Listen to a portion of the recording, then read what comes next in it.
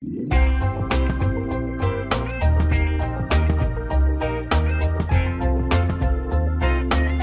América, este país, a Latinoamérica, y el viejo dicho de Martín Fierro, los hermanos sean unidos, porque esa es la ley primera. Mientras exista la unión verdadera, no se los devoran los de afuera. Y eso no lo hemos practicado nunca. ¿Por qué? Por la falta de apoyo. Bueno, vos me preguntás lo que quieras. Vos sabés que yo, para hablar de la cultura y para hablar de la unidad de nosotros, tenemos que hacerlo lo mejor posible, ¿sabes? Y tomar el tiempo que necesites. Gracias, Marcelo. Y veo que tiene los libros. Yo Sí, me lo traje me faltó también. uno, el de los niños. El de los niños era también enseñarle a los niños que hay que saber compartir. Y se llama, bueno, no me acuerdo. Pero ¿Cuándo lo escribió? Este es el primero. Cocinando con amor. Y ningún ser humano es ilegal siempre. Porque esto es como hemos nacido todos, ¿no? Ningún ser humano es ilegal. Los cuentos cortos. Y ese también. Y estoy esperando el otro, que tenía la... Bueno, no lo tengo acá. Pero estoy haciendo el de COVID, que es con aquel pintura que hice, con el tapé la boca al sol. El ¿Usted COVID, lo hizo? Sí, bonito. sí, yo pinto, yo tengo muchas pinturas. Esas todas son mías. Al ratito le voy a sacar fotos para ponerlo en el lo que video. tú necesites. Tengo otras que he hecho mucho relacionado con el COVID, porque estoy impresionado que el COVID nos cambió la vida de un momento a otro. Habiendo yo pasado durante el SIDA, que también fue una de las grandes epidemias mundiales que nos golpeó en la cara decir, cuidado que te podés contagiar, ¿no? El pánico. Y así. Bueno, anyway, dale. Ya estábamos grabando. ¿Oh, sí? Ya estamos conversando. Ah, qué lindo. Yo le agradezco mucho, Marcelo, por este tiempo. Usted tiene muchísima experiencia y me gustaría que nos contara un poquito acerca de cómo fue que decidió dejar Argentina para venirse a Estados Unidos. Sí, mira, tengo yo una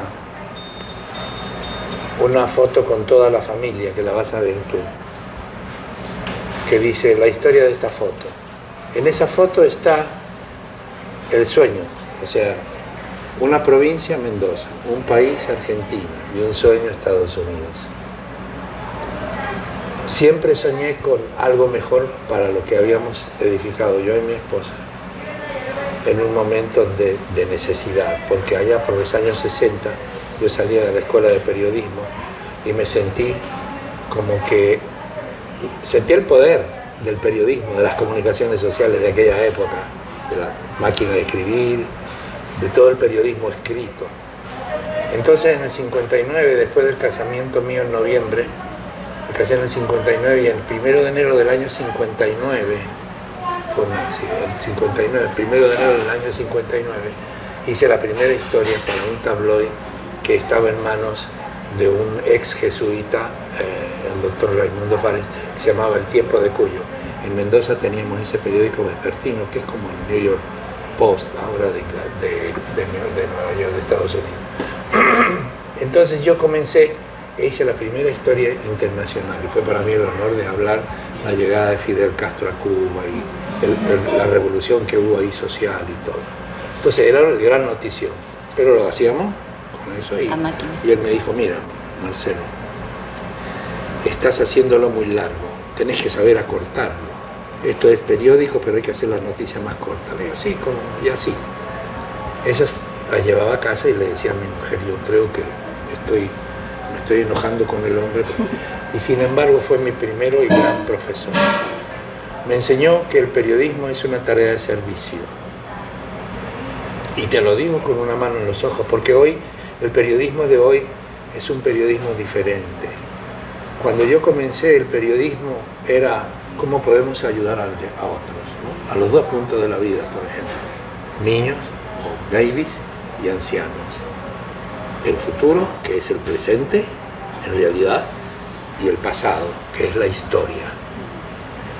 Entonces yo empecé escribiendo y empecé haciendo todo eso y me sentí que estaba bien. De repente Argentina cambia y empiezan los movimientos militares, se habla del Che Guevara que llega a Bolivia, que va a llegar al norte argentino para llevarse por delante. Entonces se empiezan a conocer algunos detalles de la política de Castro diferente a la que habíamos pensado. Año 67 decido venirme a Estados Unidos y me vine siempre con la ayuda de alguien. Nunca lo pude hacer solo porque había que, acordate, casado, 2 pequeñitos ya, tengo 5 en total, tenía que hacer algo rápido, pero venirme era una aventura. Y yo siempre le digo a la gente que yo llegué a este país en un coyote de acero, que se llamaba Braniff International, con unas pinturas que nunca las voy a olvidar. Los aviones estaban pintados a mano por Calder, un pintor famoso. En la ciudad de Beaumont, acá cerquita de Texas, de Houston, está la calle Calder, y cada vez que vamos para algún lado, para Luisiana, veo Calder y me recuerdo ese pasado, esos aviones preciosos, pintados, bonitos. Llegué con la ayuda de alguien que me pagó y me ayudó a pagar el pasaje porque era caro. Y llegué con $16, finalmente $16.35 en el bolsillo, en el downtown de Houston, mirando una ciudad que todavía estaba floreciendo. No habían esos rascacielos que hay hoy. Entonces yo dije, bueno, aquí me quedo. Y voy a buscar trabajo en televisión. Y así comencé, golpeando puertas, haciendo amigos, de los cuales tengo el mejor de los recuerdos. En uno de estos libros, en el libro este también y en el libro de los cuentos cortos, tengo esa historia que le agradezco a esas personas que extendieron la mano. Y yo me dieron también, no solamente el ayudarme a mí a ubicarme en una cultura diferente, no diferente en el sentido humano, ¿ok? En el idioma, porque todos, como te digo y te lo dije siempre, nacimos de la misma manera. Ningún ser humano es ilegal frente a Dios. ¿Por qué? Porque la madre nos trajo, como te trajo tu mamá, me trajo a mí, le trajo a él, le trajo a los otros, le trajo a los africanos, a los alemanes, a los chinos, japoneses, latinoamericanos, todos nacimos de la misma manera. Y así empecé, agradeciendo siempre al que me ayudó. Mi periodismo comenzó en el año 71, 1971, Canal 11, que he hecho UTV. Hola amigos. Y la primera entrevista que hice, la hice para entrevistar a un doctor kinesiólogo, pero que era el doctor Brando. Ella falleció, pero él, su esposa y sus hijos se van a acordar de esto. Entonces hice la entrevista con él, pero largo, estaba yo fumando, porque en aquella vez fumaba. Yo salgo con un cigarrillo en la mano, la foto esa en el Canal 11. Tuve 7 años haciendo eso los domingos en la mañana. Pero ahí aprendí que esta ciudad estaba creciendo con la mano del ciudadano mexicano. Porque en realidad la gran mayoría de la mano de obra, porque el mexicano no vino acá para ir a Harvard, venía a trabajar al campo, el camino, la construcción, las calles, la tarea de servicio, las tareas hospitalarias, como le llamen. Entonces, la mayoría era la música norteña y, viste, sí, todas las canciones de tanta gente que yo ahora recuerdo. Entre ellos, bueno, los más famosos eran en aquella época, era Joey La Mafia y un montón de esos grupos. Y la música era KLBL, que era la música mexicana, de la familia Morales, distinguida familia que la recuerdo. Pero yo iba a buscar y golpeé una puerta en un canal 15-17 que estaba en Gulf Freeway, y me miran a mí y me ven la cara, ¿no? Entonces dicen, ¿y este quién es? Señor, digo, yo soy periodista, vengo buscando trabajo, traigo mi currículum, y me dice, pero usted no es mexicano. Le digo, ¿no? ¿Hay algún problema? No, por favor, no, ningún problema. Pero en realidad, ¿de dónde viene usted? Y le digo, yo vengo de Argentina. Oh, pero su español es diferente. Le dije, no me diga. Yo ahí temblé, llegué a casa, le dije a mi mujer, ya ella estaba aquí conmigo y los niñitos, le digo, ¿sabes qué? Vamos a tener que lavar plato, lo que sea, porque ya no puedo. Me dijo que mi idioma era diferente y, ay, Dios mío. Ese señor, que en paz descanse, fue también un poco la guía mía de cómo está la situación con respecto a nuestra cultura. La cultura del idioma español. Mira, 975 después de Cristo. Tienen 1000, multiplicamos 2022 menos 970, vamos a decir 1078 o 70 y tantos años de cultura, de castellano o español como le llamamos acá. Ese idioma lo hemos ido dejando de lado por diferentes situaciones, porque inmigración es eso, a veces tenés que olvidarlo, pero donde fueres haz lo que vieres, pero ahí también tienes que tener mucho cuidado con eso. Entonces yo me di cuenta que en el Canal 11 había que... Lo hice en un canal en inglés por 7 años con un programa los domingos de 9 a 9 y media. Yo ganaba en aquella época por show, grabábamos el show el martes y lo poníamos en el aire el domingo, del 71 al 78.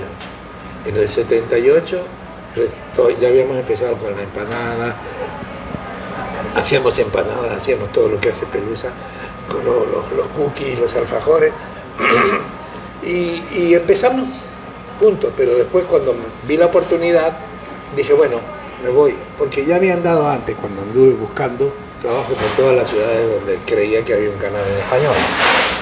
Y llego a San Antonio, que en aquella época era la cuna de la hispanidad, O sea, por la vecindad con México, San Antonio era como si te dijéramos Los Ángeles, pero no México-americano, sino Los Ángeles en mexicano. Estábamos muy cerca de la frontera, Higo Paz, Piedras Negras, ahí viajábamos. Entonces llego allá y voy a trabajar en el canal 41. Y empiezo con un señor que me recibió a hacer las noticias a las 6 de la mañana. Y yo me empiezo a producir y a manejar todo lo que era la producción en aquella época de lo que hoy es Univisión. Allá en aquella época se llamaba Spanish International Network.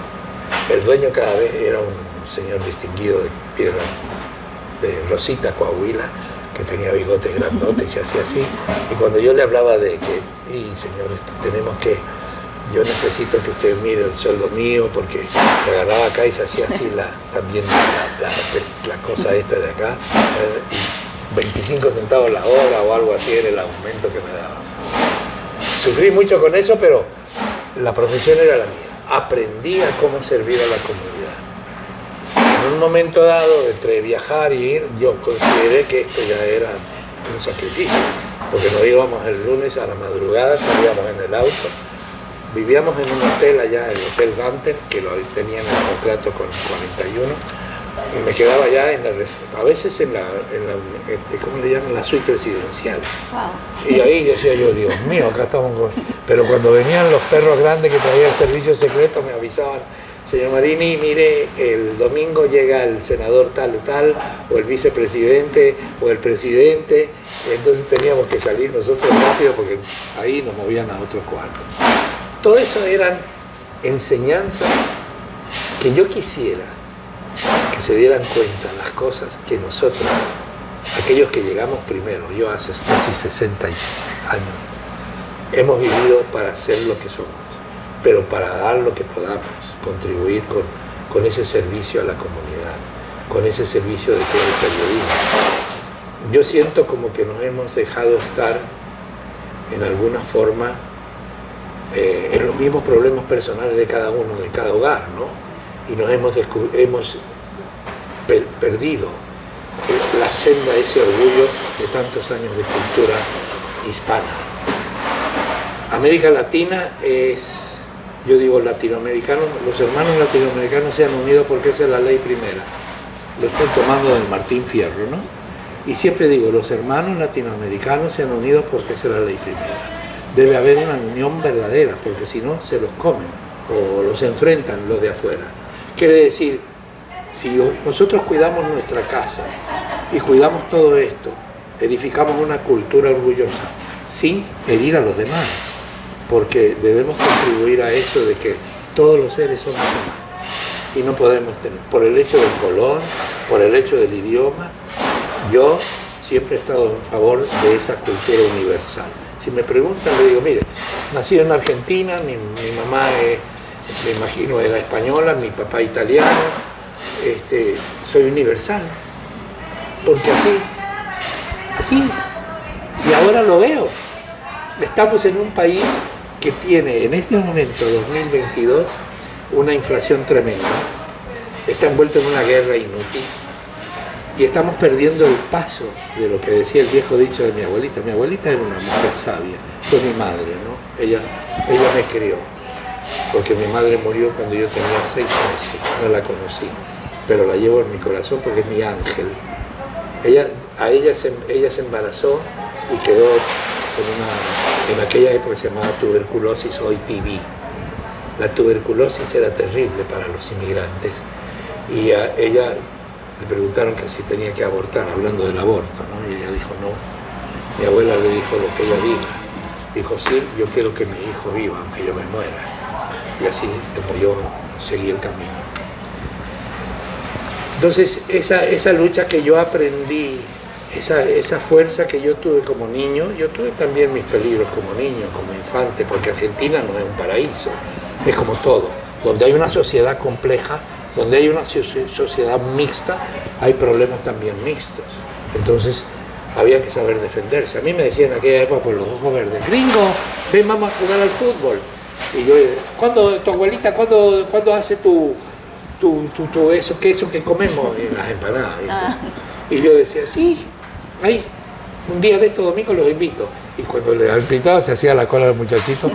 Jugamos con una pelota de trapo hecha de medias.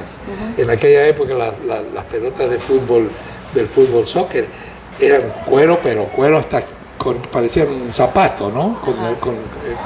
Y pesaban 1 tonelada. Ahora hasta te la miden cuando van a jugar, cuánto debe tener y cuánto aire debe ponerle. Allá en aquella época pateaba eso, si te pegaba en la cabeza te tiraba al suelo. Y adiós, un problema cerebral. Aprendí todo, pero aprendí también la defensa. Aprendí la defensa, defenderme de aquellas personas que tenían otras intenciones. Sufrí mucho como niño, porque mi abuelita era una señora de edad y había mucho peligro, como lo hay para los niños de hoy. Mira, el hecho de que haya pasado eso en Uvalde me tocó el corazón. Que hayan muerto 19 criaturas y 2 maestros. Yo para los maestros tengo un respeto general, de alma, que tuvieron que dar la vida para cuidar y que todo esto se haya hecho un drama político. Waldo Emerson, el poeta, decía, los pañales de niños y los políticos tienen un problema muy serio. Hay que cambiarlos rápido si no empiezan a oler feo. Y yo lo traduje de esa manera.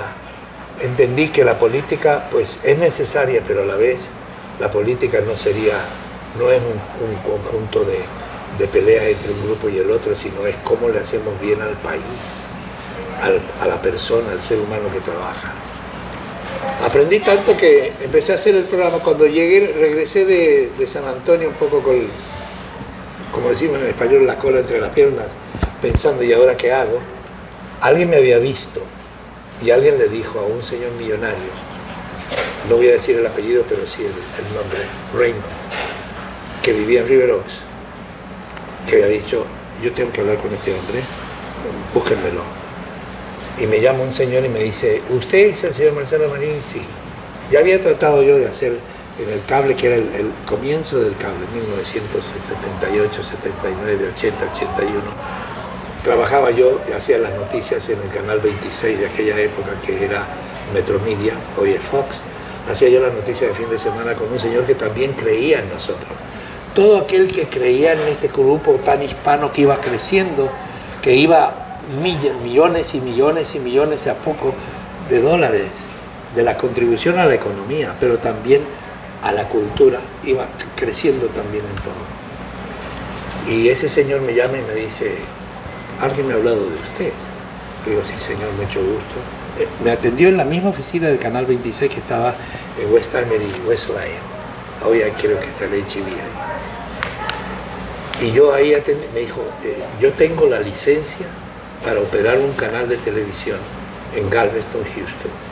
Y yo dije, Galveston, el mismo de San Antonio, y ahora tengo que hacer Galveston. Le dije, bueno, qué lindo, qué alegría. Pero yo a Galveston, no, si usted no necesita irse a Galveston, pero yo quiero que usted me acompañe. Y me llevaron al primer lugar, en Stony Brook, del canal 48 Telemundo. En aquella época, te lo digo. Que fue en donde lo conocí. Claro. Empezamos Telemundo. Yo fui el primero que caminó por ese pasillo que había sido un edificio de oficinas y de un laboratorio de un señor billonario de California que tenía petróleo. Por eso te digo, estamos llenos de pozos, pero ya no son de petróleo. Son pozos de cultura que se nos están... Porque cuando vas manejando dices, oh, no, un pozo, ese está, ok, fine. Pero hay otros pozos dentro de nuestra sociedad que está haciendo daño. Entonces, entramos y miramos y dije, wow. Inclusive el salón de conferencias que tenemos allá, ese que hacíamos las conferencias, en ese habían dicho que no podíamos usar los enchufes porque estaban hechos a un especial para que nadie sacara el secreto de la refinería y de las cosas que hablaban ellos.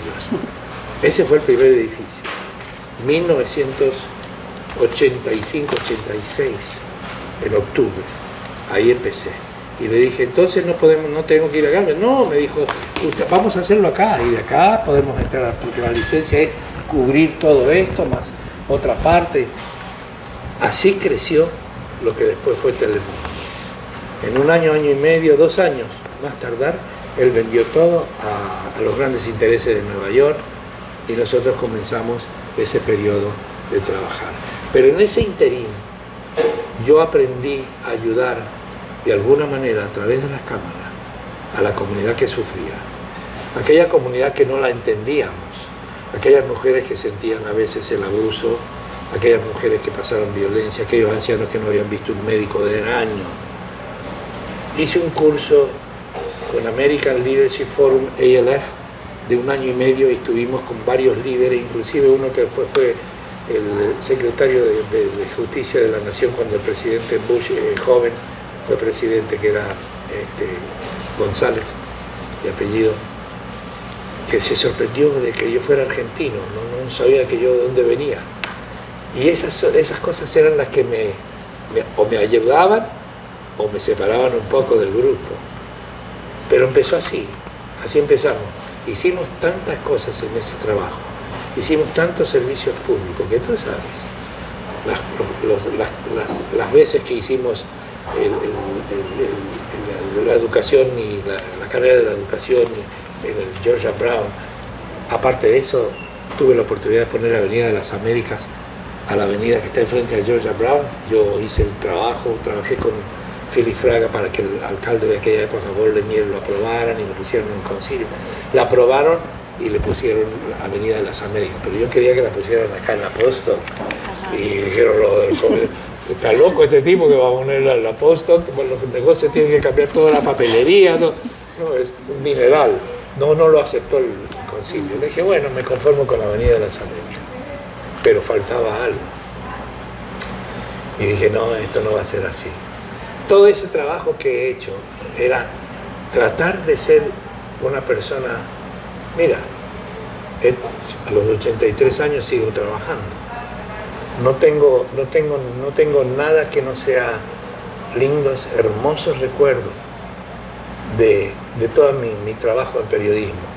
Pero cuando me ofrecí, yo tenía que crecer un poco más porque he sido siempre innovador, hay que estar pensando en qué haces tu día, ¿no? Dice así esto que te lo voy a leer un poquito, dice, mira, todo caminante en este siglo XXI aprende habilidades y debe crear su reputación en base a esas habilidades, pero con humildad, con respeto y buenas costumbres. Y yo lo hago porque había que hacer algo diferente.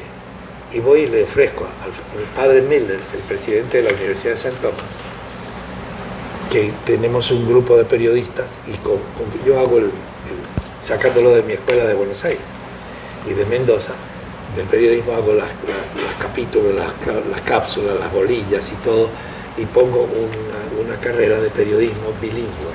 ¿Para qué?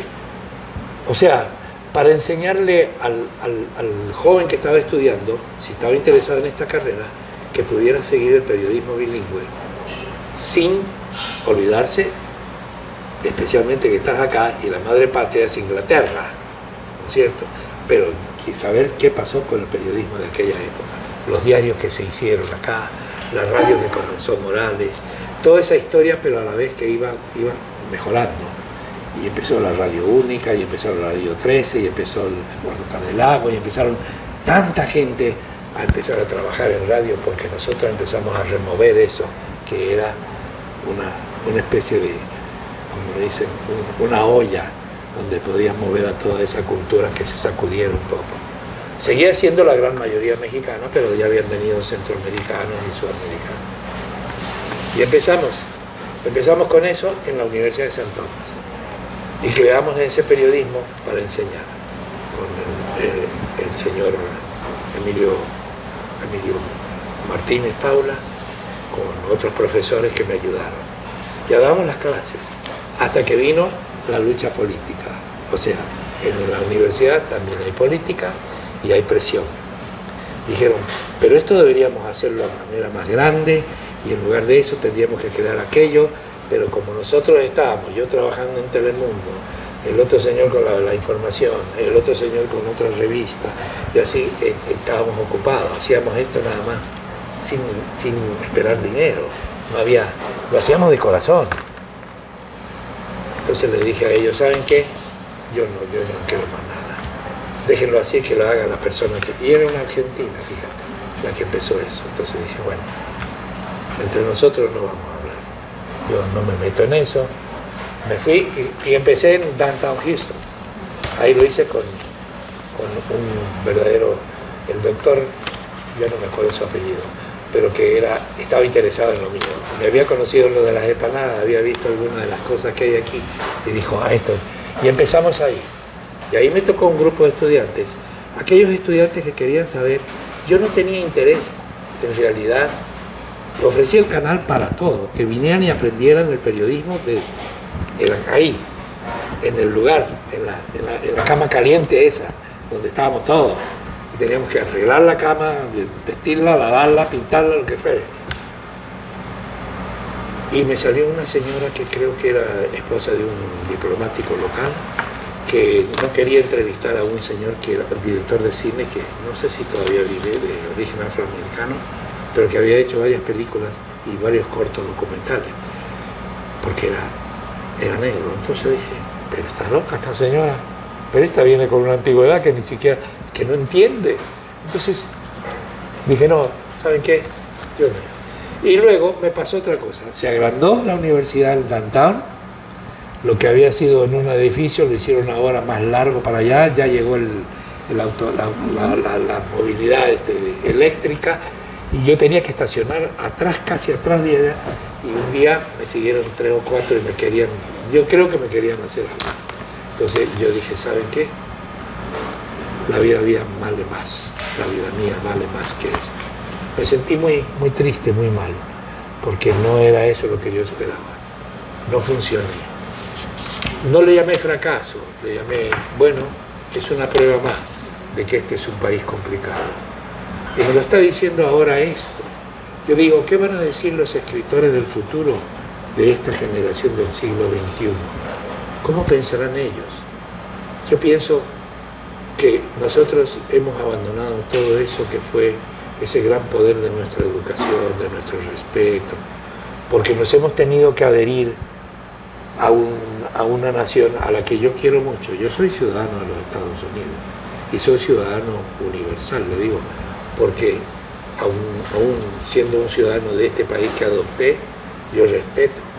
Mira, yo no puedo nunca ver que me vayan a decir a mí que me voy a ir, me voy a poner una camisa con los colores de la bandera o un pantalón que se vea la bandera, que me la ponga yo acá. No porque mi cola sea, o mi frente, no. Es una falta de respeto a la bandera. Y eso lo aprendimos en nuestro país. Sí. El respeto a estos valores. ¿Para qué la ponemos arriba de allá? ¿Para qué la colgamos o la cortamos a media asta cuando pasa algo como ahora? No. Tenemos que sacudirnos y sacar todo esa tiricia que hay, esa enfermedad que hay, raciática, ¿no? Es puro racismo. Y crear algo más que somos todos iguales en el sentido que estamos por el mismo momento. Lo que pasa es que ahora yo creo que ya está, especialmente en este país, la ley del revólver, en las armas. Mira tú eso que acaba de pasar en Illinois, que un tipo se vista de mujer, se pinte la cara que no podía más, y que se haya creado en un ambiente tan hostil por el hecho de ser como es, con la cara toda tatuada, pero que hayas matado. Yo me contaron la historia y yo dije, Dios mío, pero si eso es lo que tenemos que cuidar. Los padres se tiran encima del niño, lo cubren, matan a los padres y el niño anda caminando entre medio de toda esa multitud corriendo que lo ven, unos rubiecitos no le muestran la cara, y decís, este niño, mira cómo va a recordar este evento y cómo lo vamos a recordar nosotros. ¿Qué necesidad? Ahora, ¿cómo lo podemos arreglar? No sé, pero estamos ocupados en problemas en la Europa y estamos perdiendo el control de aquí. En la nación, como lo decía mi abuelita, arregla tu casa primero y luego nos vamos a los demás. Mi abuelita me decía siempre algo también muy bonito, cuando yo, los fríos, esos fríos mendocinos que eran, y los calores, ni te lo cuento, abría la ventana y chao, ahí no había aire acondicionado. Pero en aquella época mi abuelita, que no, si algún día me toca algún día verla, le voy a reconocer todo eso, porque no lo supe yo hasta ahora que soy abuelo y bisabuelo. Me decía, la flojera camina tan despacio que muy pronto la pobreza de espíritu te alcanza. Así que yo quiero que usted sea alguien, hijito, a la escuela. No, abuelita, que hace mucho frío.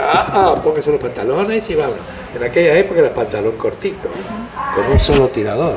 Hay una canción muy bonita que dice, pantalón cortito, con un solo tirador.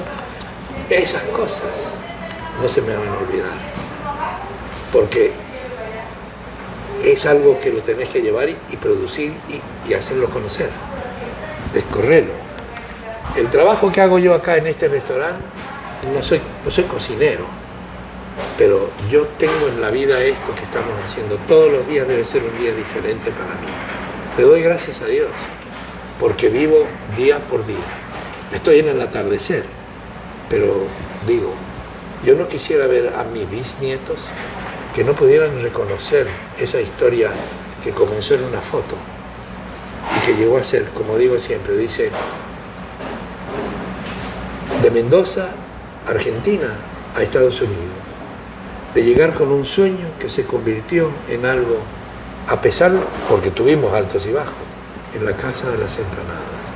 Y esa Casa de Empanadas que ha criado a 5 hijos, que ha servido de alguna manera a 16 nietos y que está sirviendo a 10 bisnietos, que son como 40 y tantos, ¿no? En total, que ya no podíamos juntar por el COVID, ¿no? O sea, no papá, no podemos esto, no papá, no, mira abuelito, no podemos, está bien, pero ese sueño que no se pierda, porque en realidad, si lo ves, esto está escrito en todas las cosas que te puedas imaginar. Esto que nada más aquí hay 15, 16 años.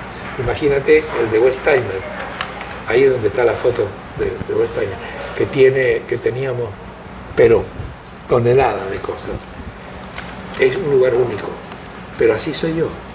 O sea, yo empecé el periodismo creyendo que todo lo que hacíamos era servicio. Nunca pensé en el dinero. Y a veces hasta trabajé gratis meses ahí, hasta que un día que dije yo, pero este hombre cree que yo soy millonario y yo tengo que comer. Y voy y le digo, señor Raymond, no te voy a decir el apellido, porque no quiero ver, un hombre increíble, que en paz descanse, ¿no es cierto? Pero con esa visión mundial, esa visión global. Porque tengo que decirle a todos, piensa global y actúa local. No es que tomemos control del otro país. Piensa global y ve cómo podemos ayudar a los demás. Perfecto. Y a los españoles decirle, que a los del gobierno, ¿no?, de España, que perdieron el lugar, perdieron todo, porque se llevaron la mayoría de las cosas de América Latina. Hoy América Latina sería el gran aliado de Estados Unidos. Sin embargo, estamos con miedo por otros países, con otras cosas, políticamente hablando, vamos a quedar solos, porque estamos luchando contra un monstruo. Eso decía, alguien decía, el Internet te acerca a aquellas personas que están lejos y te aleja de aquellos que están cerca. Y así pasa. Tú lo ves aquí en el restaurante cuando vienes, está el papá, la mamá, todos comiendo y el niño con el aparatito aquí. Y vos decís, wow. Si esa cultura se va perforando y se va mejorando y se va haciendo nueva, en un momento dado, no sé qué va a pasar con esos niñitos, van a ser automáticos, robots. Y eso es el daño que tenemos. Ya la ven la prueba. Este chico que tiene 18, 19 años que mató porque está resentido social. Y ese resentimiento, Liz, es algo que no lo vamos a poder sacar así nomás, no es fácil. Tenemos que luchar en todo. Dice, no es tanto la ayuda de nuestros amigos, sino la confianza de su amistad y de su ayuda. Lo debemos recibir a veces con cuidado, porque todo eso está, dice, no son malas las hierbas que ahogan la buena semilla, sino la negligencia del campesino, que a veces no se da cuenta que esas plantas también tienen vida.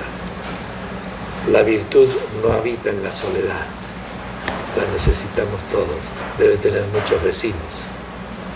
Y eso es lo que tenemos que mejorar para poder hacer algo. Estoy feliz porque pues tú me conoces más que muchísima gente que dice conocerme.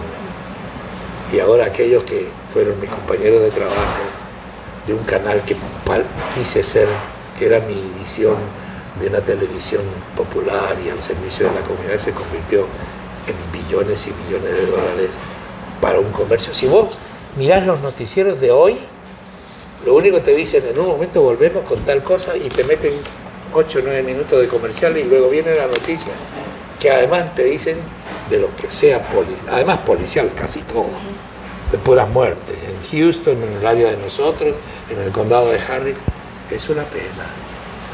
Pero no hay nadie que defienda nuestra cultura, no sin atacar a los demás. Mira, yo estuve en la Casa Blanca invitado por haber trabajado en el Canal 11, como vinieron a buscar un hispano, el gerente de aquella época le dijo al subsecretario de Energía y de la Nación, que era de la administración del presidente Gerald Ford, que querían celebrar el Bicentennial, era 24 de septiembre de 1976. Yo estaba ahí en la Casa Blanca, invitado por el presidente Gerald Ford, representando al periodismo de Houston, español, no hispano. Había muchos otros, no era yo solo. Y estaba yo ahí y caminamos con él, me llevó por la casa, tuvimos 7 días, entonces en la Casa Blanca anduvimos caminando por todo. Y hubo un encuentro que me llevó la atención y que está en el libro también, que dice, el Karl Lagerfeld, el modista que murió hace año y medio, 2 años, en pelo rubio, andaba siempre como un gato aquí, estaba contándole a Mrs. Ford, Mrs. Reagan, Mrs. Carter y distinguidas señoras de la comunidad hispanoparlante de California y de Washington y de algunas otras ciudades, incluyendo Texas. Yo no las conocía porque eran invitadas especiales. Tenían un panel donde él estaba contando que había llegado a Milano, la capital del mundo de la industria del vestido, y delante mío, pero nosotros estábamos detrás para la seguridad, no entrar ahí. Estábamos escuchando la presentación de este señor frente a las mujeres, y le decía a Mrs. Ford, cuando llegamos a Milano y empezamos a descargar todo en el aeropuerto, el director de inmigración se arrimó y dijo, excuse signori, made in America, what part of America you talking about? Y le dije yo, ¿América? Se dio vuelta, y todo esto le estaba contando él a ella. Se dio vuelta y le dijo a los empleados, don't open boxes, quiet on the line, please. América, señora Ford, Mrs. Ford, First Lady, shame on me. Hizo así. Y dije yo, ¿qué hace? América, wow. Excuse signore, what part of America are you talking about? North America, Central America, South America. Wow. Oh. Bueno, North America, sir. Oh, don't open boxes yet, quiet. Wait in line. Excuse signor. What country in North America are you talking about? Canada, United States o México? Oh, otra vez. De ahí era la idea de qué es lo que pasó. Made in America puede ser extraordinario, pero América es un continente. Y si la historia no la saben, tenemos que hacerla correr nosotros. Que nosotros venimos de una América también, que es nuestra, Sudamérica. Somos americanos. Esto no quiere decir que tenemos que abrir las fronteras o dejar entrar a todo el mundo. No. A lo mejor tenemos que tener todas esas leyes preparadas, pero no, que no sean inhumanas. Hay muchos niños que no saben el programa DACA. Hay muchos niños que crecieron acá y no merecen. Mis propios hijos, yo les enseñé los dos idiomas y yo luché para que ellos se sintieran, son ciudadanos todos, al hecho de ser menores de edad. Cuando yo me hice ciudadano, todos fueron ciudadanos, pero tuvimos que entregar todos los papeles y todo eso. DACA es un programa que ha hecho que los Dreamers puedan tener un futuro. Deberían tenerlo, porque no, si ellos no tuvieron la culpa de llegar con los papás. Acá dijo, ¿dónde vamos? No, yo no quiero porque hablan inglés. ¿Qué sabía él? ¿Qué sabían mis hijos de todo eso? Cuando llegaron acá sufrieron, pero toneladas. Que era increíble. Que me venían a mí y me decían, anda, ahora no entiendo qué es esto. Y yo sabía, digo, no, mijito, mire, no, si le dicen esto, gracias a Dios no tuvimos ningún tipo de problema como tuvieron otras familias que atendíamos en Telemundo, que le decían cerda, y sabiendo que le decían cerda era porque sabían que cerda es el puerco, y el apellido era cerda. O que le decían, no, tú eres un wetback, que tuve que aprender qué era el wetback, porque a mí me decían wetback cuando empecé a trabajar. Hey, wetback, come bien. Y yo dije, pero wetback, espaldas mojadas. Yo decía, pero ¿qué es esto? Así era, y así creo que se mantiene todavía. Pero nosotros con esta cultura que tiene más de 1000 años, ¿cómo no hemos podido arreglar un poco eso y hacer más, no más fuertes en sentido, más culturalmente unidos? No, que ustedes, los españoles, no leen, los hispanos no leen. No lee nadie. Ahora tenemos el internet, todo el mundo lee en internet y chao. Pero sí tenemos que luchar por defender esta cultura, una cultura que tiene de todo. Que diríamos nosotros que podíamos haber hecho un gran beneficio también a esos países que todavía se mantienen en una pobreza. No le digo que sean, yo no digo de invadirlos, pero de haberlos acomodado en lugar de tener que vengan pobrecitos los que estaban en la frontera, que lo vimos el otro día, miles de personas que vienen caminando y que quieren llegar a Estados Unidos, pero que vienen pensando como veníamos nosotros en ese avión. Yo viajé en Ecuatoriana de Aviación, que era uno de estos aviones de hélice, y veníamos pensando qué vamos a hacer, pero cómo vamos, porque veníamos con la esperanza de un mundo mejor. Ese mundo mejor, yo lo he logrado. Mira, ahí yo comí con la reina Isabel. La reina Isabel llegó, creo que, fíjate, en el 1991 a Austin, y yo fui invitado para llegar ahí y para estar con ella. Eso sí me dijeron, no preguntas políticas, porque había pasado lo de las Islas Malvinas y la guerra del 82, y yo no, ¿cómo voy a hacer eso? Pero cuando me tocó a mí, el protocolo era con las manos acá, agachada Her Majesty, si le pregunta algo, lo contesta, si extiende la mano a ella, se la extiende, se la da, no la apriete demasiado, todo eso. Y me toca a mí y me dice, ay, me debe haber visto las pelas en la cara, ¿no? What's your name? Y le dije yo, Marcelo Marini.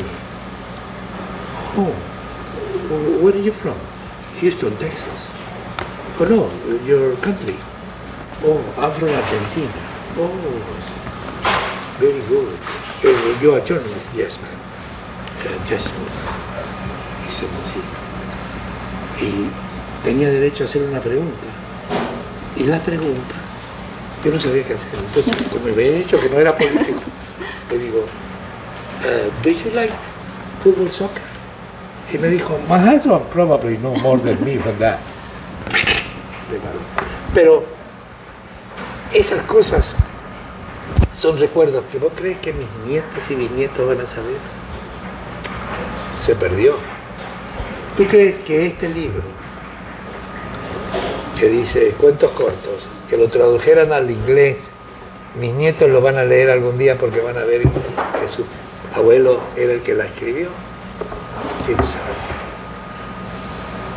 ¿cómo será ese mundo? Por eso digo, los escritores de aquel futuro que viene, con a lo mejor hombres volando y autos eléctricos que van ahora como aviones caminando de una ciudad a la otra, trenes de la velocidad increíble, con un chip over here que te van a pasar y van a decir, soy yo, chip, pasó. ¿Qué vamos a hacer? ¿Dónde está la humanidad? La hemos perdido. Y la vamos perdiendo poco a poco. ¿Cómo te sentís? ¿Está bien? Estoy muy bien. Es que le quería preguntar, ¿cómo surgió la idea del programa de Nuestra Gente? Todo ha sido siempre no te conté también que el pasado mío fue ayudar. En Mendoza había creado para ayudar a las familias más humildes. Como vengo de educación jesuita, los jesuitas siempre hemos tenido eso, los dos puntos de vida, ¿no? Anciano y niñez.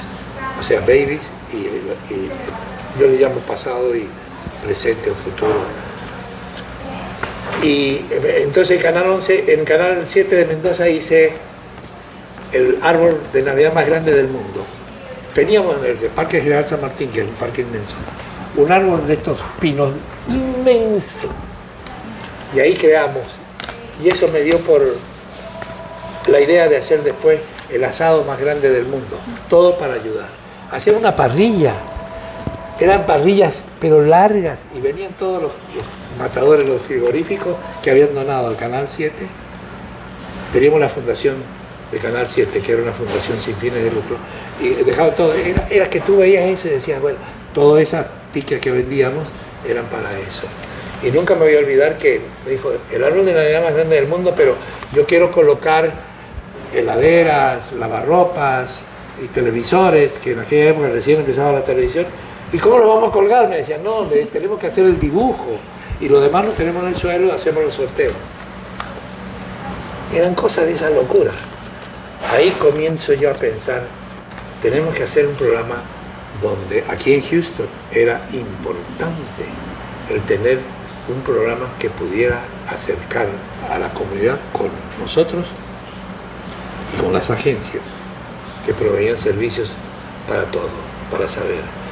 En la trayectoria mía de Telemundo, a algunos les parecerá que el periodismo, yo siempre he dicho que el periodismo mío era el periodismo de no memorizar ni andar con el aparatito aquí para leer, era el periodismo del Adli, y era el periodismo de saber que si estás hablando del Papa, cualquiera hubiera sido el Papa, me tocó el Papa Juan Pablo II, su visita en el 78 a Boston, que me lo pidieron desde México porque se había cortado la comunicación, que yo lo transmitiera como si estuviera ahí, y yo lo hice, pero para eso me busqué los libros, busqué la historia, me lo puse al lado, y tuve 3 horas ahí que me habían pagado 1.300, no sé cuánto, eso me sale una fortuna, en San Antonio, con el Canal 41.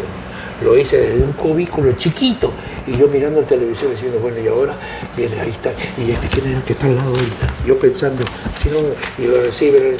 Y de allá me llamaron y me dijeron, fantástico, gracias. Hoy me cortaron, hasta luego. Ese programa nuestra gente damos a la gente esa información para acercar todo lo que era posible en los servicios públicos y en los servicios privados también. Cuando hacíamos la Feria de la Salud, de ahí lo promovíamos. Y hacíamos las carreras de la parte de inmigración. Cuando llegó amigo mío, Hipólito, lo primero que preguntó, ¿quién es el más popular de ahí? Le dijeron, ahí en el canal 47, era 48 todavía. En el canal 48 está Marcelo Marín, y me habló y me dijo, yo soy el nuevo director del Servicio de Inmigración.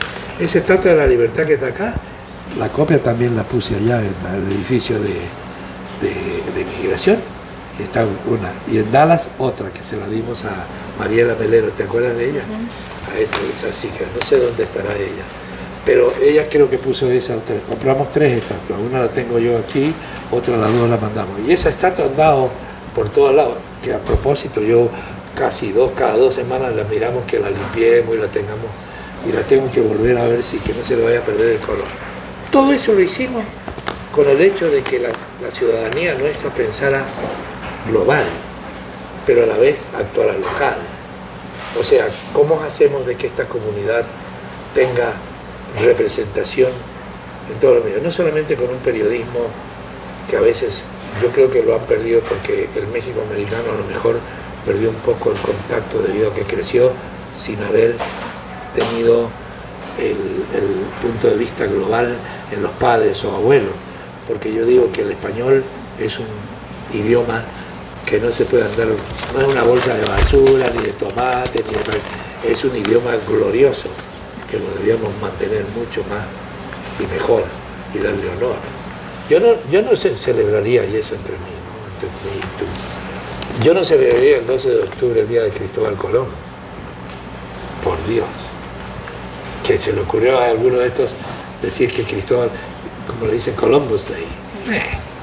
Columbus Day, déjenlo en paz a ese tipo. Ese tipo hizo de todo.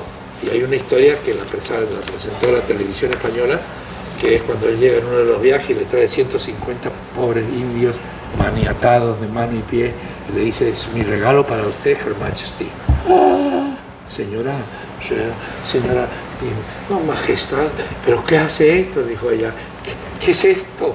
Por favor, desaten a esta pobre gente, denles de comer, y las mandaron a las Islas Canarias. Y ahí fueron muriéndose de a poco porque no sabían ni qué comer. Y esa es la historia. Y eso es lo que nosotros debemos saber. Bernardo de Galvez, un hombre que le dijo a George Washington: ¿qué quieres? What do you need? Y el tipo le dice: es que tengo la Florida y Luisiana, que están todavía los ingleses, yo lo saco. ¿Tú? Dijo: sí, yo solo. Me alone. Ese es el me alone de Bernardo de Galvez, de Málaga, el comandante español, que venía de... Traigo los soldados españoles que estaban en Cuba, traigo los barcos y los saco. Well, let me do it. Sí. Y trajo, y lo sacaron a empujones, franceses y también los ingleses. Él desfiló en 1778 por ahí, después de la independencia y todo eso, que inclusive Texas no está en la lista de los patriotas. Pero, y lo ves a Bernardo de Galvez. ¿Y sabes cómo le pagó? Le dijo: te voy a dar el territorio de la Florida y de todo esto, que era una sola cosa, ¿no? Gobernador. Por eso Galveston. ¿Vos creés que en la historia no merecemos que se haga, el Texas Education Agency haga un programa de América Latina para que nosotros podamos, y tú que estás en el profesorado, y tú que estás en el periodismo, que promovamos que la Texas Education Agency inmediatamente no solamente hable de la esclavitud de los afroamericanos, sino que hable también de la hispanitud de nosotros, porque nosotros merecemos yo le llamo latinoamericanos, debemos vivir más en paz, pero que lo conozcan nuestros trabajos, nuestro orgullo, nuestros premios Nobel, nuestra literatura, no solamente la mexicana, que también, por supuesto, por ser la mayoría, pero ya podemos bailar tango en lugar de jarabe tapatío, o el cha-cha-cha, o la cumbia, ¿por qué no? ¿Por qué hemos dejado que se entierre todo eso? Hay que descubrirlo, hay que ser curiosos, y hay que dejarle eso a tus hijos, a mis bisnietos. Yo cuando los veo: hi grandpa, y dije: wow, qué futuro les esperará a estos niños. Pero ¿qué puedo hacer yo? No puedo hacer más que vean mi figura, y que cuando algún día alguien me pregunte: grandpa, ¿qué quiere decir ningún ser humano es ilegal? Y aquí está la historia. Y en esta está la historia de esa muchacha que sufrió tanto en manos de un pseudo pastor. De aquí, y el cocinando con amor. Eran las comidas que yo en aquella época decía: bueno, ¿cómo vamos a hacer para hacerlo? Y mirá, ya he dedicado uno a Mama Ninfa, que era para mí una extraordinaria líder, un ángel de aquella época, México-americano. Yo no sé si está acá, sí. No sé si era acá. ¿Y qué le pido al Papa Francisco ahora? Que haga una oración para la Virgen de los Inmigrantes, que no sea la Virgen de Guadalupe, ni la de Satanudo, ni la de Lourdes, ni la de... La del Carmen que haga que diga Virgen de los Inmigrantes y que la pongamos en medio de la frontera por ahí, donde haya una gruta de donde podamos pedirle a ella que haga algo por todos esos miles y miles y miles de inmigrantes que vienen de cualquier parte, pero mayormente de nuestros países, a buscar un mundo mejor. ¿Y dónde está? ¿Y por qué no lo dejamos? ¿Y por qué no los ayudamos? Pero la educación es global, la tenemos que hacer global, y con América Latina. Y tú, cuando puedas, cada minuto que tengas por ahí, digas, piensa global y actúa local. Defendamos lo nuestro. ¿Cómo puede ser que nosotros tengamos una crisis económica en el país más grande del mundo? Mientras tanto, por allá otros están pensando en llegar a la luna, en tomar control, y aquí estamos luchando y estamos con la guerra en Ucrania, pero estamos gastando billones, con B alta, 30, 40, 50 billones, y aquí estamos empujando la gasolina a 9, a 10, bueno, no sé cuánto valdrá, lo que valga. Yo llegué cuando valía 12 centavos el galón, claro, era el pasado, pero el pasado, todo tiempo pasado fue mejor, decía alguien. Para mí no fue tanto así, pero fue diferente. Gracias. ¿Nos quiere contar un poquito cómo surgió esta idea de hacer empanadas? Por hambre, mira, y tú a lo mejor lo sabes, pero te lo voy a contar públicamente. Cuando llegamos había que comer, y yo ya había llegado con mi esposa, yo llegué indocumentado, no ilegal, indocumentado, yo traía mi pasaporte. Cuando estuve en Mendoza hice un amigo inteligente. Llegaron a Mendoza en vía de turismo, pero mirando a ver qué había del petróleo, un funcionario de California, de California Oil Company, que llevaba a Robert Kennedy y a John Connally, que era el gobernador de Texas en aquella época. Y yo detrás de ese jeep donde iban ellos saludando a la salida del aeropuerto, iba con una grabadora y un coso. Y alguien se baja, después de cuando ya paró y le hice la entrevista a John Connally, se paró y me dijo, mi nombre es George Bianchi, yo soy el jefe de prensa, ¿me puede mandar los clips del newspaper cuando esté listo? Sí, a él le pedí ayuda. Y me mandó una carta para darme una especie de visa especial. Así que llegué yo y me vine y empecé a mirar. Llegué a Fort Worth, a Texas Christian University, y miré que era algo como para aprender lo que era la televisión comercial. Había un curso de televisión comercial. Pero cuando llegué a Houston dije, wow, esto está pero descampado. Era algo, y dije, bueno, lo único que me interesaba de Houston era lo de la historia de la NASA y también el crecimiento del hospital con el estudio del cáncer, el enviarlos. Entonces cuando llegó mi esposa, llegamos, ya hicimos todos los papeles y todo, ya llegamos, entramos por Miami, qué sé yo, de vuelta ya, legales y todo. Yo siempre tuve un ángel que me dio el contrato de trabajo y todo eso, que me ayudó a tener mis papeles. Y estábamos caminando por la calle Fanning, y un amigo mío, que fue el que me promovió o me propuso que yo fuera al Canal 11 porque andaban buscando a alguien para hacer un programa de comunidad, pero en español, Roberto Lloret. Y lo digo así porque vive y es el que me dio el ángel que me llevó a ver al presidente o manager del Canal 11 y luego... Él me dijo un día, me han dicho en la iglesia que tu mujer hace unas empanadas riquísimas. ¿Me podés hacer unas empanadas? Porque vienen los dueños de Brennan, el restaurante, y para mi aniversario con mi esposa queremos servirles unas empanadas. Y dice que hace unas empanadas al horno, y Pelusa hizo unas empanadas en el horno que teníamos en el apartamento, que tienen esos hornos que estaban colgados ahí, metidos ahí adentro. Dice, creo que hicimos como 2 docenas, y se las llevó. En esa cena que tuvo él, había invitado él a alguien que yo no sabía que era amigo de él.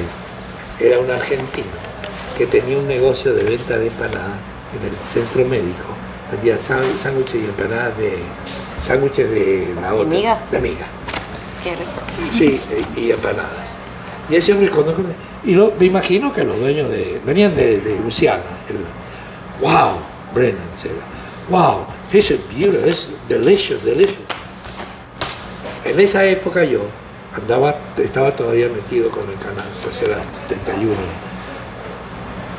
Estaba yo en el Red Lion, que era un restaurante inglés, trabajando de busboy, pero a la vez ayudaba al manager, que también era argentino, me ayudó mucho, Alberto. Y viene Alberto y me dice, flaco, ¿qué estás haciendo? Estás bien flaquito yo.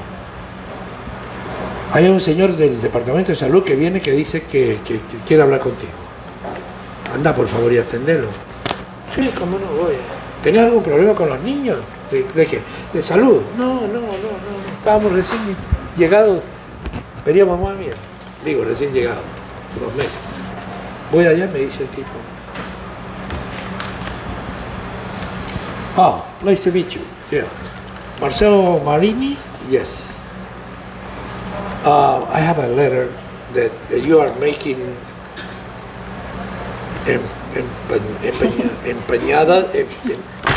empanadas. Yes. You need a license for that. No, señor, nosotros no estamos haciendo eso. We are not doing that. No, señor. Nunca jamás. Well, this is what they say over here. Did you check? No, sir. Y yo dije, ¿de dónde saca esto? ¿Pero quién es? Entonces me dice, excuse me, ¿are you paisano? Marcelo Marini? Le dije, sí. I'm half Italian, half Spanish, Argentinian. Oh. Me da la mano de vuelta y me dice, Domenico, nunca lo voy a olvidar. No me acuerdo su primer nombre, pero ese señor y Marvin Sender me ayudaron muchísimo. Entonces ese señor me dice, ok, according to this letter, okay, do you have a time? Y dije, este ya me lleva, ¿para dónde me lleva? Dice, come with me. Y me subo al auto de él. El Red Lion estaba en 7515 South Main, casi Broad, y como Broad, South, no South, North Bracewell, no, South Bracewell, Greenbrier, por ahí.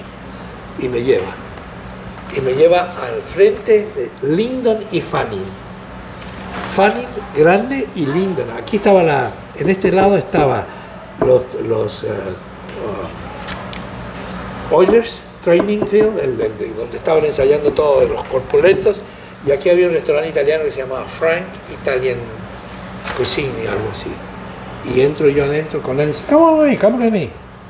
Hey Frank, my friend. Do you have a time? Dice Frank, yeah. ¿Qué pasa? What happened? Do you still have the old kitchen in the back? The what? Old kitchen, the one that you have in the back. Yeah. Okay. Can you let him to use it? Y el otro me mira a mí y me dice, ¿y este qué le pasa? ¿Y cómo, de dónde sale? La cosa para hacerte la corta, dijo, sí, que venga. Ahí había una cocina chiquita de 3 compartimientos con un mostrador y así empezaron las empanadas. Por alguien que no quería que yo trabajara. Y si está vivo, se va a dar cuenta que hizo historia conmigo, sin querer. Porque la empanada se convirtió. De ahí en adelante, no lo veníamos con el sueño de hacer empanadas. De hacer alfajores, quién sabe, porque mi esposa es maestra pastelera, pero empanada salió de ahí. Y un señor que ya murió, que se llamaba Tom Katz Deli, los hijos. Tom, que tenía un New York Deli en South Porto, que era la calle que yo quería poner, la Avenida de la América, desde que llegué. Porque yo la veía, todavía no estaba la galería, pero yo veía, decía, y la Avenida de las Américas como en Nueva York. Siempre he pensado eso, ¿no? Llegó un día y dijo, can you make empanadas, right? Sí. Can you make the empanadas, the little ones? Oh, sí. How many? 500. Y voy y le digo, Pelusa, ¿podemos hacer empanadas chiquititas? Y teníamos la maquinita todavía ni siquiera sabíamos ni qué hacer ahí. Y me dice, no, pero que para que el señor quiere empanadas para una fiesta que va a tener. Sí, bueno, lo hacemos, sí, cómo no. ¿Cuántas quiere? Espera, voy. ¿Cuántas quiere? 500. Vuelvo y le digo, 500. Oh, ¿qué vamos a hacer? Y la hicimos. Y de ahí comenzó. cortábamos con el vaso de una copa, de la copa, cortábamos las tapas. Esa es la historia que la van a saber mis hijos, mis nietos, no sé, pero es la verdad. Así empezó, y así empezamos, y de ahí vino Canal 13, cuando nos movimos, de ahí a 2339 Bisonet, casi cerca del canal. Se para un día, se llamaba Gregorio Dumas, Greg Dumas, ya murió. Él era el reportero y anchor del news en Canal 13 los fines de semana. Y entra y dice, yo quisiera, empanadas, sí, sí, yo quisiera que una de pumpkin y una de sweet potato y una de piña. Y yo le dije, no tengo eso. ¿No? No, yo tengo de carne, de pollo, de queso. Oh, ¿esto es mexicano? No, son de Argentina. Oh, ok, bueno, gracias, vale, se va. Y llega y el que estaba en las noticias, el anchor, Dave Ward, le dice, después que le cuentan, go back and do the story. Y gracias a eso, vino él y dijo, bueno, mi productor me dijo que tengo que hacer una noticia, a ver, muéstreme algo. Y vengo yo con la empanada y le traigo una. ¿Pero tienen máquina para eso? Le dije, sí, gordita, ven. Hacer una empanada acá adelante. Y la ve y ¿qué hace el Repúblico con la mano? Y está en la historia a las 5 de la tarde, 5:30. Había una cola cuando después de eso, que no podíamos ni sabíamos de qué era. 2339 Bisones, y ese hombre, Mr. no sé, Landon o algo así. Si se acuerda, que se acuerde que me vino al otro, como a la semana me viene y me dice, excuse me, we need to talk. Why? The rent. We need a sales percent of the sales. Y dije, ¿qué? ¿Percent of the sales? Sí, porque usted está vendiendo mucho. Y le digo, ¿pero cómo? Sí, vamos a arreglar el lease. Le dije, nah. Gracias a esa historia del 13, me llamó una señora que había perdido a su marido y tenía la casa de Westheimer, que está aquí, es aquella, que dice Marines. Sobre una casa en bloques todavía, 1517 Westheimer. Y de allí dije, ok, vamos a hablar con ella. La llamo y me dice, oh sí, yo vi su historia. Yo ya había estado ya más con el inglés, porque fui a la Universidad de Houston y ahí aprendí bastante. Entonces le digo, sí señora, ¿cómo no ve? Y ese inspector amigo mío vino conmigo y con otro inspector que se llamaba Prapas, de apellido, vinieron a ver en la casa. Y se llenaron de pulgas, porque estaba abandonada. Entonces salimos de ahí, yo me acuerdo que se sacudian así. Y me dijo, pero ¿cómo te vamos a ayudar? Me dijo. Y así me ayudaron a que construyéramos de una cocina de familia una cocina. Ahora tenés que traerte hasta el arquitecto y el decorador, porque no te la dan si no tiene todos los planos. Y ahí así abrimos la empanada. Pero siempre fue gracias a alguien que nos fue ayudando. Pero a alguien de esa atención que puede haber sido nuestra personalidad, nuestra forma de ser. Es que vinimos con esa ambición, no con la ambición porque hay una diferencia entre ambición y ¿cuál es la otra, la pesada? Que eres un hombre ambicioso, todos deberíamos ser ambiciosos, de llegar a algo bueno, pero no del quitarle el pan de cada día a otro, ¿no es cierto? Así que de esa manera dije, bueno, así crecí. Y de ahí vino la historia de los artículos que están en el diario, y de ahí vino todo eso. Y yo recuerdo muchísimo que gracias a esa historia que hizo Greg Dumas, que en paz descanse, él murió se regresó a Los Ángeles y en un accidente murió en un accidente de auto. Pero ese muchacho, que no sabía ni siquiera lo que podíamos hacer nosotros, abrió las puertas y por supuesto Dave Ward fue el que dijo, hagámoslo. Y así nació la empanada. Y la empanada nuestra. Y yo la hice después trademark. ¿No es cierto? Ya fui, de acuerdo a la ley, hice todos los paquetes y todo. Pero todo fue combinado. O sea, vino, pero siempre hubo alguien que me ayudó, que me dio esa mano, que no tenía interés Hoy ya esto es un mercado diario, ¿no? La vida, no yo, pero la vida. Y todo el mundo quiere sacar un pedazo de todo. Y el internet es algo de yo lo hago porque me están ofreciendo hasta el oro y el moro, todo. Y ya saben, yo tengo mucho cuidado con eso. Pero eso es lo que aprendí, la generosidad de los demás. Pero porque vieron en mí a lo mejor un inmigrante que venía, porque ellos ya habían llegado, eran argentinos, en el caso de Roberto, Alberto Martín, de otros amigos, de Carlos y Lilian Pereira, todos ellos ya estaban acá, pero ellos extendieron la mano para decir, ayudemos a esta familia que trae 4 niños, la mujer embarazada con la quinta, que ahí está la foto de la quinta, era de pelo largo, Verónica, la que está a la izquierda de la foto allá. Nació en el Jefferson Davis, que era el hospital de acá, del gobierno. Pero crecimos con ese ambiente y ese pensamiento universal, de ayudar al que viniera. Y así fuimos. Un día el negocio de la empanada de West Time le llamaban el consulado argentino, porque ahí llegaban todos a ver si podían hacer algo. Me recuerdo muchísimos argentinos que de vez en cuando me tocan la espalda y me dicen, ¿se recuerda de mí?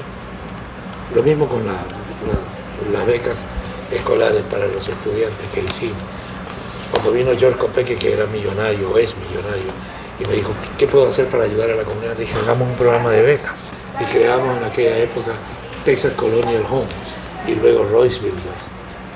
Pero dimos lo que podíamos. Yo me acuerdo, y todavía sigue viniendo muchachos que ya están profesionales, que se acuerdan de aquella época de estudiantes. Tengo una foto, creo que vos la tenés, ¿no? Yo la tengo, sí. Donde hacíamos las becas. Ese Royce Builder fue que a propósito, pues se fue en bancarrota el tipo y se llevó todo el dinero que teníamos de las becas, lo puso en su cuenta y se lo tragó, 200 y pico mil dólares, que no pudimos hacer en el 2008 no pudimos hacer el evento porque el tipo se derrotó en becas y no podíamos tocar nada por los abogados, ahí estaban con él, no conmigo.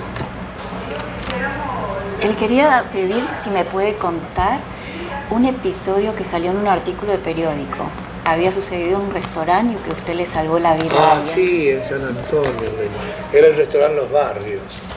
El señor estábamos comiendo, porque yo estaba en San Antonio haciendo la televisión en Canal 41 y comíamos el lunch. Entonces siempre nos atendían, porque era la cara más vista ahí, si el noticiero de las 6 y luego de las 5. Leía las noticias en la manera en que yo los leía. Yo me acuerdo que el mexicano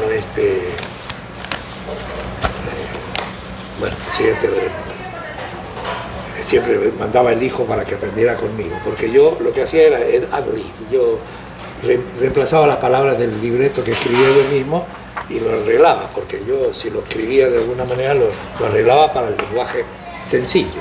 El teleprompter existía, pero no era todavía para mí una cosa, yo tenía que hacerlo, levantar la cabeza, como Walter Cronkite. Íbamos a comer en el lunch, yo y mi compañero de Juan José Ñurria, mi compañero del Weather. Y lo veo a un señor que se para en la mesa de al lado y empieza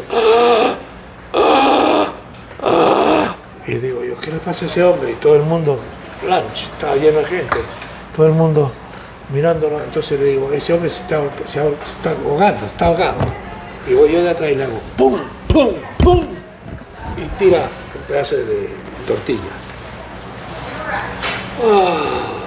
Sí. Yo tengo por ahí el artículo.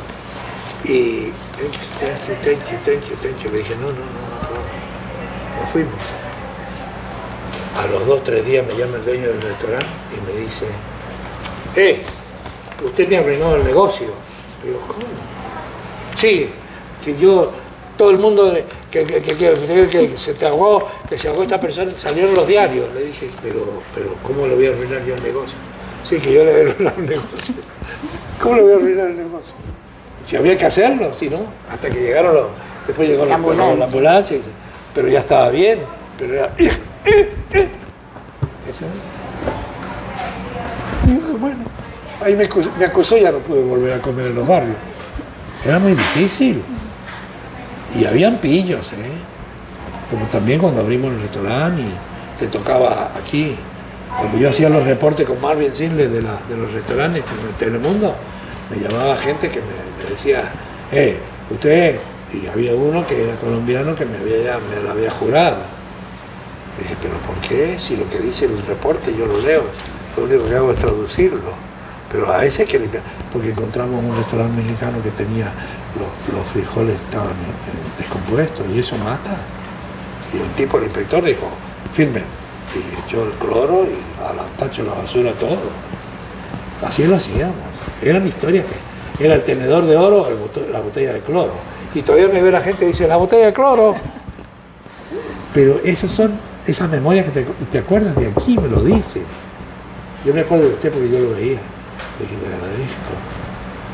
Eran cosas que pasaban. Yo ayudé a una señora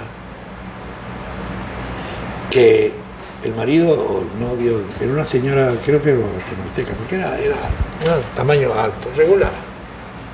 Que vino un día y no sé por qué se enojó y le pegó un escopetazo, le tiró un tiro, le cortó las piernas, le tuvieron que amputar las piernas.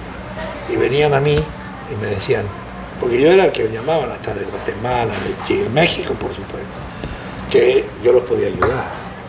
Y me dice, tenemos esto, esta señora no puede caminar y está en silla de ruedas, pero ella quisiera caminar, ¿podemos conseguir 2 piernas? Pero digo, yo hablo. Yo no, para eso yo estaba listo, vamos a hablar. Y hablo yo y pido a los de los ortopédicos y vienen y le hacen 2 piernas. Nunca ya después la alcancé a ver, pero cuando la vuelvo a ver, la habían hecho bajita, le habían hecho las piernas, pero eran unas piernas como para decir, bueno, caminar sin poder. O sea, era que yo no me lo imaginé, pero claro, yo la vi bajita, yo no le dije nada, solamente la vi y dije, bueno, yo no era lo que yo pensaba. Cuando hicimos la historia quedamos tranquilos, le pagamos con esa publicidad y luego vino otro que también se le había aplastado el tren, los pies también se lo hicimos y un día lo veo en Hillcroft y el 59 pidiendo dinero y me paré con el coche, paré en la línea para doblar hacia el feeder y le dije, no, eso no es para que tú estés haciendo esto acá. No, señor Marini, pero es que no consigo, no, yo te lo consigo, pero no estés pidiendo dinero, por favor. Tu historia salió te van a ver en la cámara un día, alguien va a recordar tu cara, porque tu historia la hicimos para que tú te fueras a trabajar, no para pedir dinero.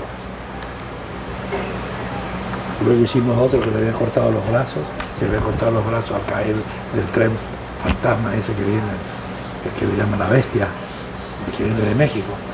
Y le pusieron un brazo y yo lo vi todo, y le hicimos la historia, y después lo vi ya profesional. Y dije, bueno, eso era. Pero aquel niño que está allá conmigo y Pelusa en la foto esa chiquita, el de abajo, a ese niño le dimos un nuevo hígado. Y un día viene la madre, viene la abuela y me dice, es que tenemos un niño que lo trajimos de Acapulco, de Guerrero. Y huele muy feo y me dijeron que viniera acá, que usted lo va a poder ayudar. Y le digo, bueno, tráigamelo, vamos a verlo. Y lo trae el niño, venía todo aquí, traía todavía las costuras y como una especie de tubo. Se ve que ahí tenía el drenaje. Y le digo, uy, señora, yo no sé cómo puedo hacer. Sí, pero es que no queremos que dígale que...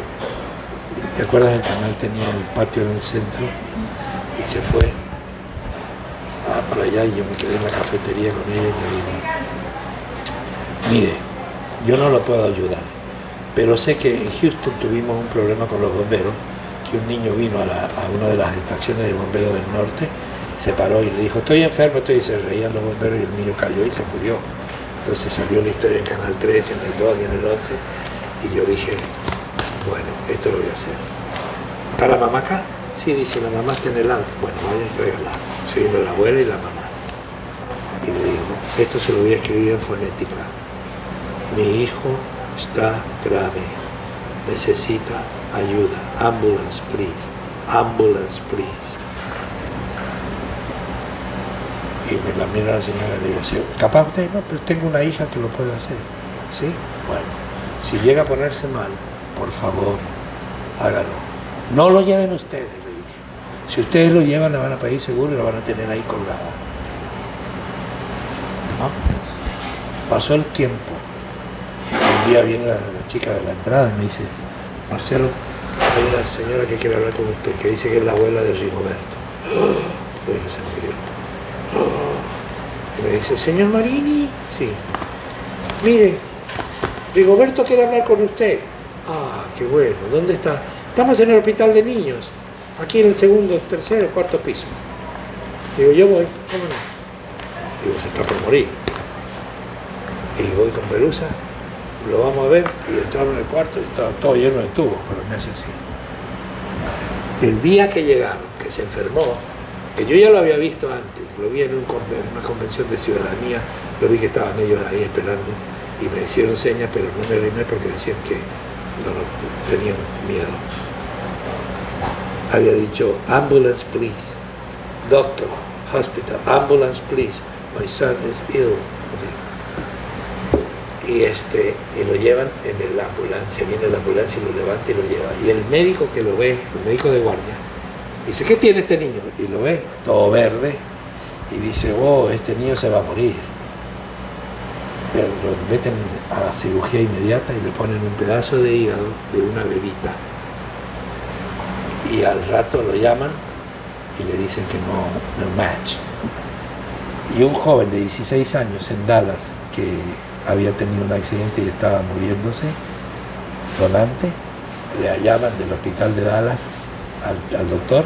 Ese doctor le pide el pedazo de hígado, lo traen y le cambian el hígado a él y le ponen el hígado. Y luego cuando estábamos ahí ya estaba ya en recuperación. O sea, eran cosas que había que hacer, pero a cambio de eso no había dinero, había que ponerlos en la televisión y hacerlo. Pero habían cosas que era la buena voluntad de los demás, no había forma, si querían hacer algo mejor lo hacían por buena voluntad porque lo había dicho yo. Esa era una de las historias, son varias, pero ya ni me acuerdo. Si pudiera pedir un deseo para la humanidad, ¿cuál sería? Mi deseo es que los pudiéramos entender todos, batiendo y combatiendo las barreras del idioma y de la cultura, porque, lo vuelvo a repetir, hemos nacido de la misma manera todos, deberíamos ser seres humanos que colaboramos. Yo creo que hay una gran negatividad en el medio que debe ser el hecho de que la inmigración y la frontera la crearon los políticos, entonces debe ser un mundo sin fronteras. Eso lo llamaría yo, un mundo sin fronteras. Está bien que castiguemos al malo, para eso están las leyes, pero un mundo sin fronteras, porque el problema de Estados Unidos con México se ocurre en España con Marruecos, con la África central, con la inmigración de mucha gente que busca algo. Acaban de morir en España, hay unos 23, 24 muertos inmigrantes que se descolgaron de una de las barreras. Sí, no tengamos fronteras, hagamos puentes, pero no paredes. Eso creo yo. Yo lo conozco desde hace mucho, usted me ha ayudado mucho desde que llegué y quiero que sepa, y así públicamente, que yo lo quiero mucho. Y yo también, yo aprecio. Esa sonrisa no la olvidaré nunca. Desde la época que era una chiquilina, una jovencita detrás de nosotros, en la televisión lo veíamos. Una mujer que no ha cambiado, no han pasado los años, yo ya perdí mis bigotes. Pero bueno, así era yo cuando llegué, mira. Me decían el Pancho Villa argentino. Gracias, Marcelo. Al contrario, a ti, mijita, que Dios te bendiga y te cuide mucho. A usted también.